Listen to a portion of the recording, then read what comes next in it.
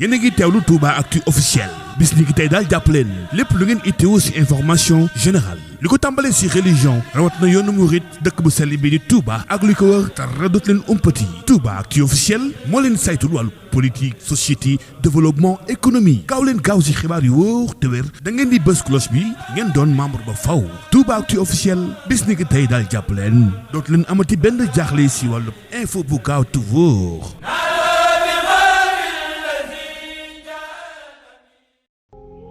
tam mel ne kàddu gi it des na ko faral di dégg lu bare bari ci ay nit ñu bare bari ci biir réew mi ñuy wax ne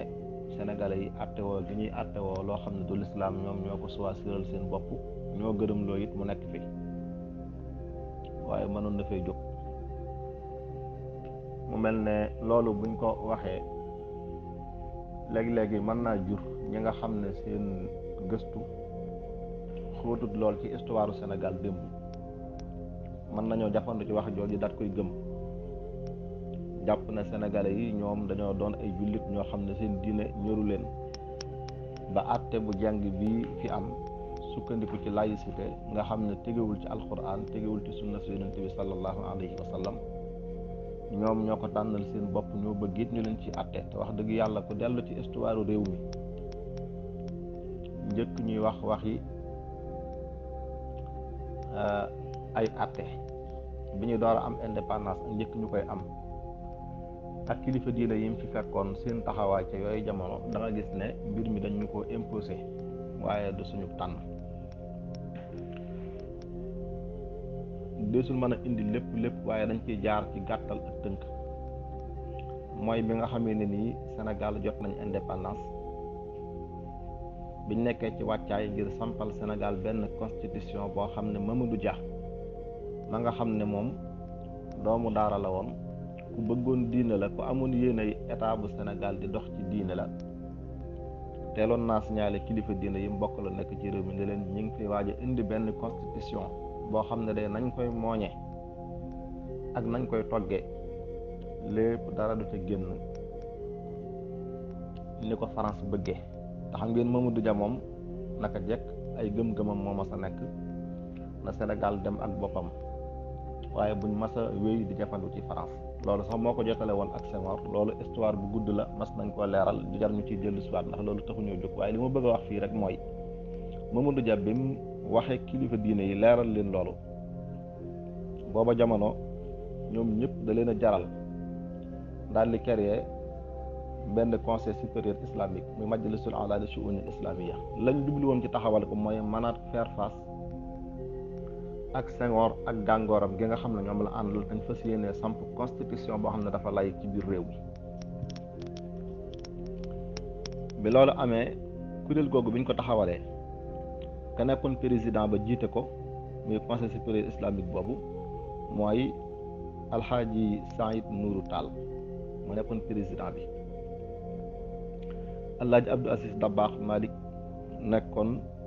vice président bi sëñ Cheikh Mbacke Gaynde Fatma nekkoon secrétaire général bi comité directeur bi ña ci bokkoon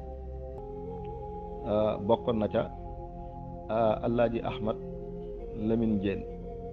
ak Cheikh Ibrahima Niass Cheikhul Islam Baye Niass ak Cheikh Mouhamad Saïd Ba Madina Gounass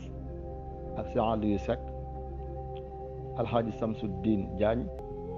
Seydina Mañoon Laay mi nga xam ne moo toppoon ci xalifa Laayeen yooyu jamono di Seydina Issa Laay ak Sidil Amin Kunta ca Njaasaan ñoom ñii ñoo nekkoon ci comité directeur bi am na ñeneen ñu bokkaatoon ci kuréel gi ku mel ne Cheikh Ibrahima Seck bu Canaba Alaaji Ibrahima Dem bu Sokone sëñ Mahamad Dem Alaaji Ahmad Njegéen ak sëñ Cheikh Ndiaye ma béy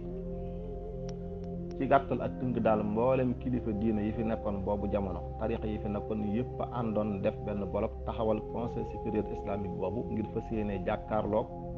li ñu fi bëgg a indi dañ xam ne menace la ci seen diine seen pas-pas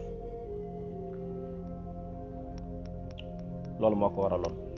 ba constitution ba ñëwee ñu xam ne lii dafa tege ci laïcité lañ bind la ñuy bind yónnee ko leeral Senghor ak ñi mu ko àndal ne leen lii dafa contradictoire ak suñuy gëm-gëm mënuñ ko accepter fii ci dëkk bi. yémuñ ci wax leen loolu de waaye dañ caa boolewaat ay proposition ne leen nii ak nii lañ bëggee ñu tërale li nga xam ne moo nar a nekk ndeyu sartu réew mi di constitution bi ñu daal di dajale seen proposition yooyu ñu def yóbbu ci tiroir yi daal di jàllale constitution ba